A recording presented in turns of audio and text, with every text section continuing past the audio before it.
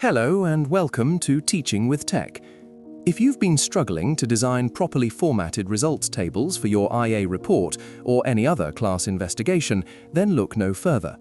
This simple web-based app takes the necessary details of your investigation and instantly creates the necessary structure in a downloadable XLSX file that you can open in a spreadsheet program like Google Sheets or Microsoft Excel.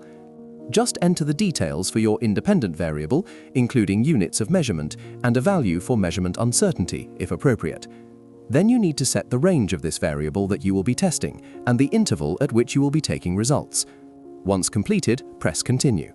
On the next page, you will need to repeat this task for the dependent variable and give the number of repeat trials that you will be carrying out.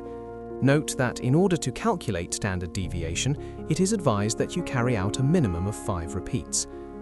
On the next screen, you need to choose the type of statistical test you wish to include in your results table. This will typically be used to give the value for the error bars on your graph. If in doubt, choose standard deviation, as this is most commonly used in IA investigations. Pressing the Generate Table button will produce a preview of your results table for you to check. If everything looks correct, then click the Download.xlsx button to download the file, which you can then import into your chosen spreadsheet program.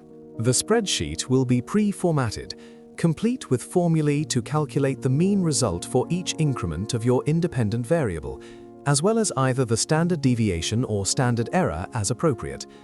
I hope that this app helps you to understand the basics of how to construct tables like this and saves you some time in your IA preparation. See you next time on Teaching with Tech.